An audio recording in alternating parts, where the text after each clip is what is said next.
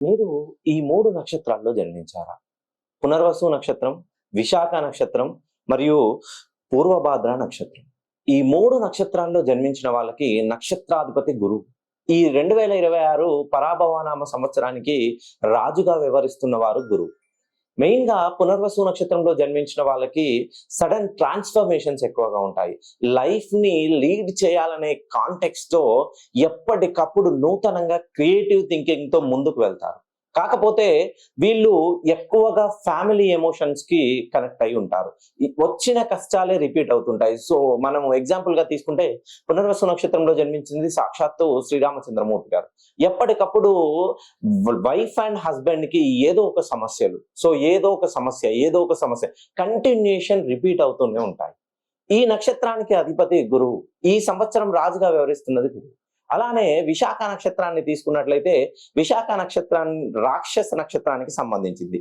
ఈ నక్షత్రానికి మెయిన్ గా ఈ నక్షత్రంలో ఇంద్రుడు ఎక్కువగా ఈ నక్షత్రాన్ని రోల్ చేస్తుంటారు. ఈ విశాఖ నక్షత్రంలో జన్మించిన వాళ్ళు స్టబ్బన్ గా ఉంటారు.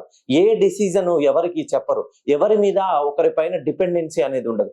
కాకపోతే లైఫ్ లో ఏదో ఒకటి సాధించాలి అనే తపనతో ఎప్పటికప్పుడు నూతన ప్రయత్నాలు చేస్తూ తమ జీవితం మొత్తం ప్రయత్నాలు చేస్తూనే ఉంటారు.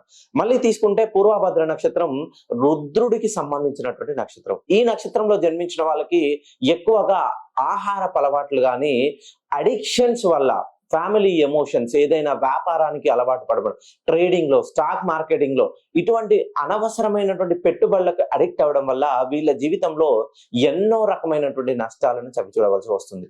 మీరు కనుక పునర్వసు నక్షత్రంలో జన్మించిన, లేదా పూర్వభాద్ర నక్షత్రంలో జన్మించిన, లేదా విశాఖ నక్షత్రంలో జన్మించిన ఒక్కసారి మీ డేట్ ఆఫ్ బర్త్ నాకు పంపివ్వండి.